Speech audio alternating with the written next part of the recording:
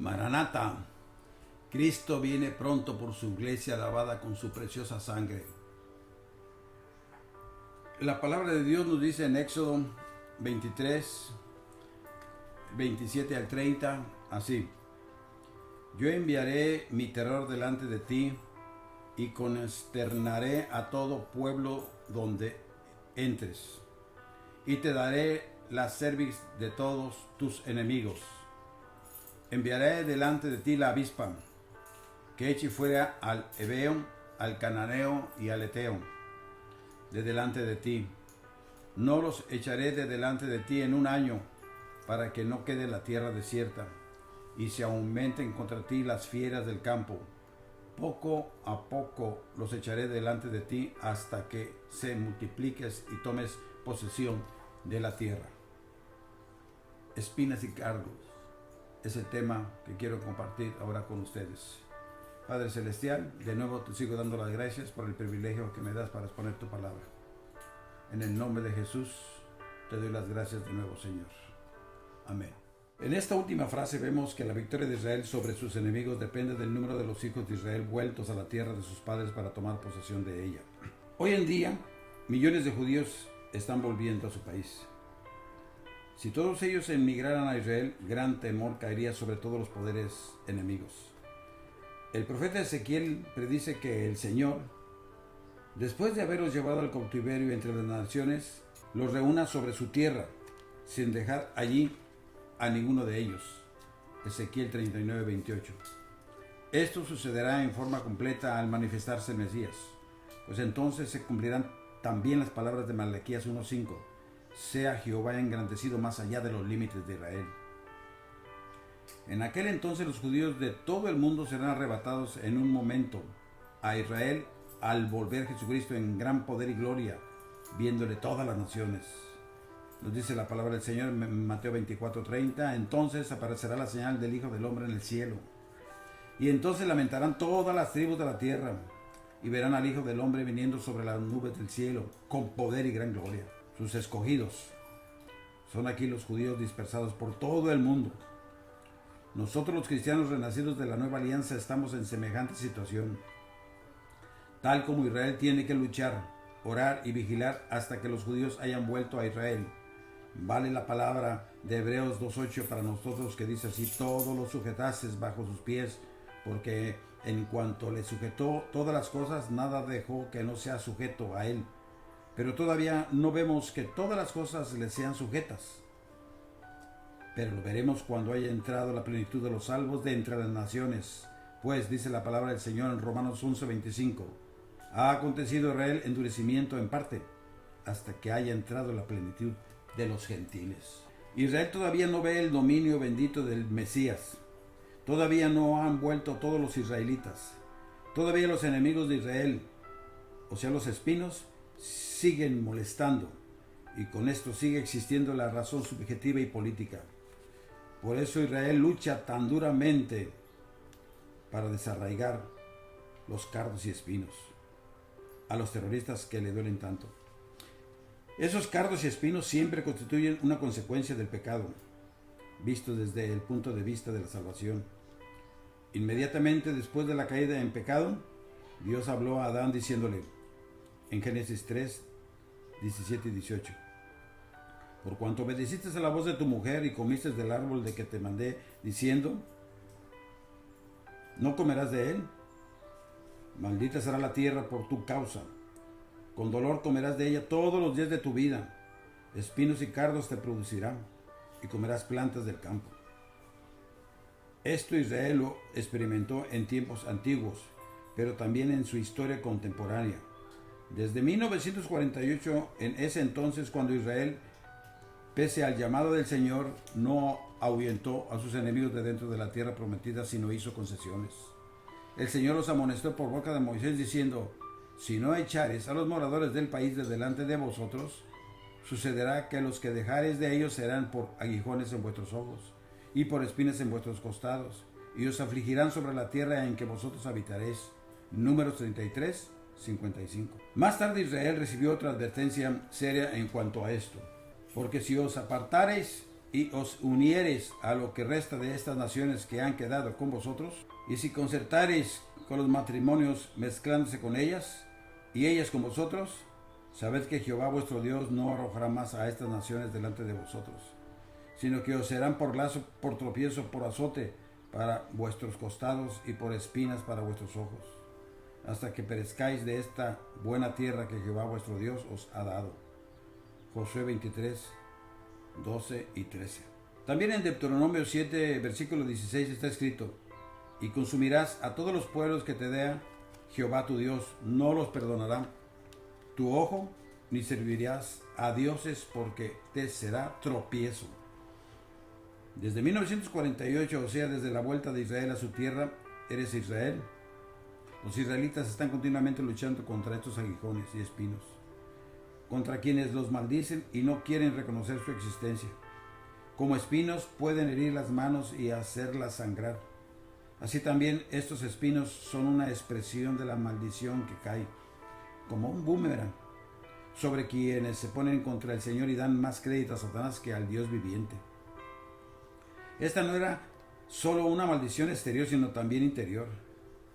Por supuesto, Israel conoce también su disposición interior, como dice en Ezequiel 2:6.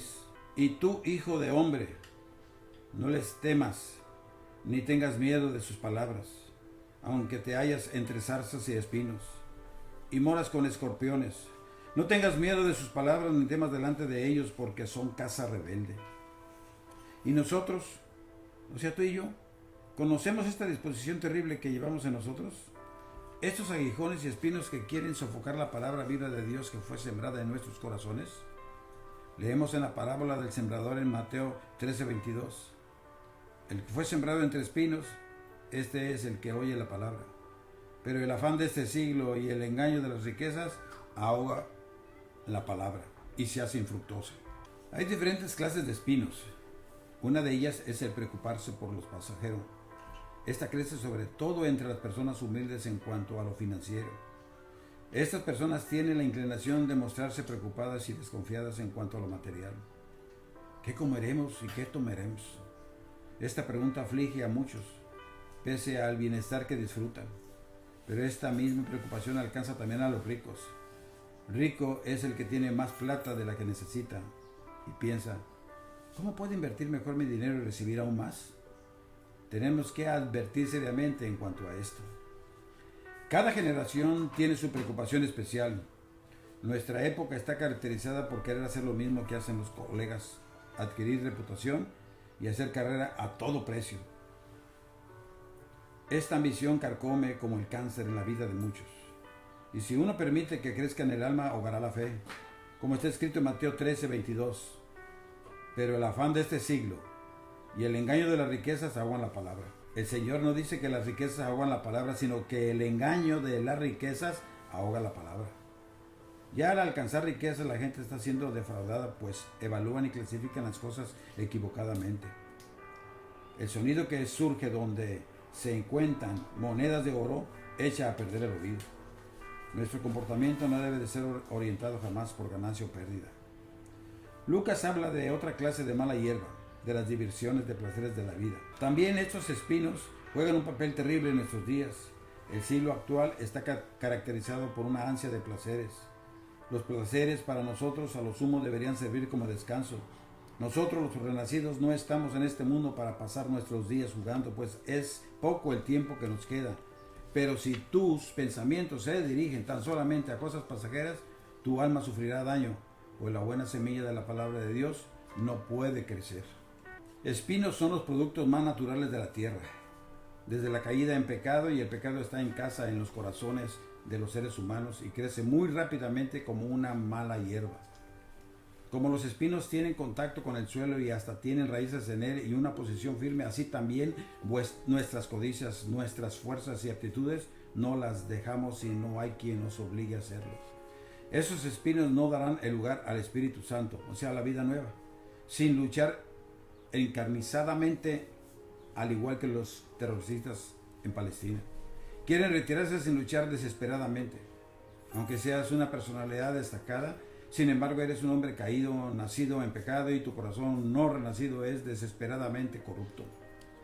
Nuestra mala naturaleza es muy conservadora y trata de sofocar cada tentativa de revolución por iniciativa de la gracia de Dios. El hecho de que tantos cristianos de nombre siguen asemejándose a una tierra cubierta de espinos se debe al hecho de que ellos se rebelan contra la obra de Dios viviente en sus vidas. Un agricultor u hortelano tiene que quemar enseguida los espinos después de haberlos arrancado. Anteriormente, cuando las personas se convertían, experimentaban una convicción de pecado, sentían cómo los espinos les habían herido, sentían el arado grande y pesado de la tribulación de alma que penetró hondamente en él. El fuego ardía en el espíritu de los hombres con gran calor. Viendo ellos las brasas terribles del pecado plenamente encendidas, enseguida se les fue la gana de seguir viviendo la vida vieja. Pero hoy, en la época de la inflación, también en lo referente a las conversiones, uno se contenta con la autoglorificación de las conversiones rápidas. Creo en conversiones espontáneas y me alegro cuando hay esas conversiones, pero me regocijo aún más al ver una obra profunda de la gracia y una profunda convicción de pecado. Jamás los espinos pueden ser desarraigados por un arado que toca apenas la superficie de la tierra. Los campos mejor arados son los que llevan el fruto mejor. Si el Señor Jesucristo no hubiera venido para quitar ese maldito carácter espinoso que tenemos, ¿dónde estaríamos hoy? También aquí se cumple la palabra del Señor. Yo Jehová a su tiempo haré que esto sea cumplido pronto. Pues entre la hora sexta y la novena, el Cordero de Dios en medio de Israel realizó aquella realización el mundo había estado esperando durante siglos. He aquí el Cordero de Dios que quita el pecado del mundo. Cristo nos redimió de la maldición de la ley, hecho por nosotros maldición, porque escrito está, maldito todo aquel que es colgado en un madero. Gálatas 3:13. Esos espinos, símbolo de la maldición, Él los llevó visiblemente, pues está escrito en Juan 19:5, y salió Jesús llevando la corona de espinas y el manto de púrpura. La vieja afirmación de carácter antisemita que fueron los judíos quienes crucificaron a Jesús no corresponde a la verdad, pues Dios mismo le entregó por tus pecados y los míos. En lo profundo de tu ser jamás reconociste que Cristo tuvo que morir por tus pecados. Te volviste, pues, tibio y caíste en letargia por los espinos todavía presentes en tu corazón. Aquellos espinos que Jesucristo quitó en la cruz del Gólgota. De este modo la palabra de Dios es sofocada en ti. Es por tradición que sentimos una actitud reservada y de rechazo para con Israel. Sin embargo, la iglesia del principio, que consistía de judíos creyentes en el Mesías, aclaró definitivamente, inspirada por el Espíritu Santo, la cuestión de quién tiene la culpa en lo concerniente a la muerte de Jesucristo en la cruz. Está escrito en Hechos 4, 27 y 28. Porque verdaderamente se unieron en esta ciudad contra tu santo Hijo Jesús, a quien fuiste Herodes, un edomita, y Poncio Pilato, un romano, y con los gentiles, las naciones, y al último el pueblo de Israel, o sea, Israel, para hacer cuanto tu mano y tu consejo habían antes determinado que sucedería. Israel es mencionada en último lugar en la categoría de los culpables. Pero, ¿quién tiene que ver todo eso con la guerra israelí contra la OLP? Mucho. Pues las profecías bíblicas en cuanto a la salvación final de Israel, y esto es fascinante, comienzan con el quitar de en medio los espinos terribles y manchados de sangre que rodean a ese país. El Líbano, o sea, Tiro y Sidón, son mencionados con sus respectivos nombres en la Biblia en este contexto. Los sucesos de la guerra en el Líbano son registrados con asombrosa precisión en el libro del profeta Ezequiel. Durante la invasión israelí en el Líbano se cumplieron las profecías contra los espinos y aguijones de Israel, contra los terroristas. Ezequiel comienza en el capítulo 28 con la profecía contra Tiro y luego contra Sidón, situado al sur de Beirut, pues con el lugar que consistía el cuartel general principal de los terroristas. Leemos, por ejemplo, en los versículos 21 y 26, Hijo de hombre, pon tu rostro hacia Sidón y profetiza contra ella, y dirás, así ha dicho Jehová el Señor, he aquí yo estoy contra ti, oh Sidón, y en medio de ti seré glorificado, y sabrán que yo soy Jehová cuando haga en ellos juicios, y en ella me santifique. Enviaré a ella pestilencia y sangre en sus calles, y caerán muertos en medio de ella, con espada contra ella por todos lados, y sabrán que yo soy Jehová. Y nunca más será la casa de Israel espina desgarradora, ni aguijón que le dé dolor en medio de cuantos la rodean y la menosprecian. Y sabrán que yo soy Jehová.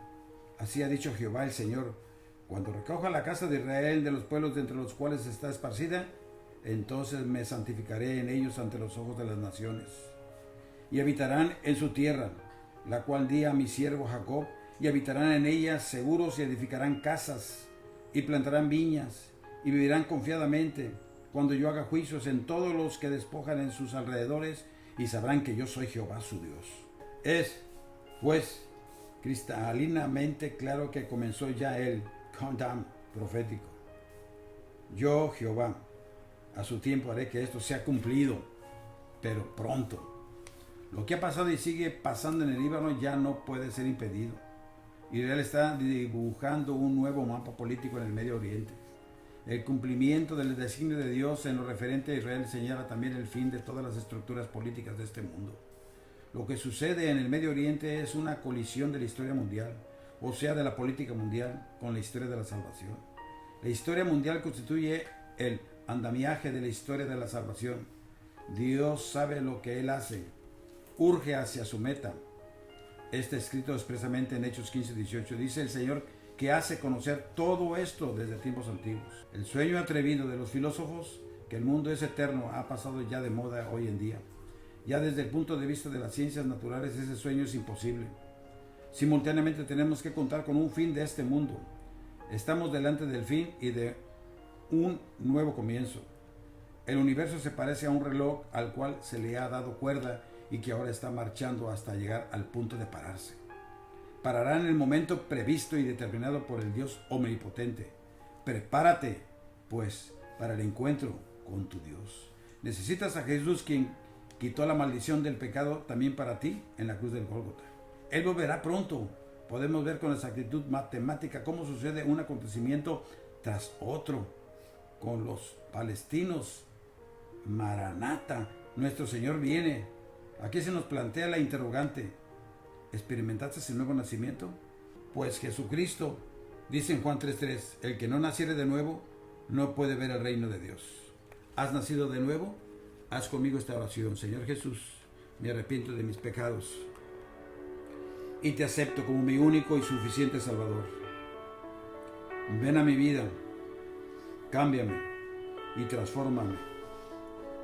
Reconozco que tú eres mi Señor, mi Salvador, mi único Dios en quien yo puedo confiar y exponer mis pecados. Gracias, Jesús, por todo.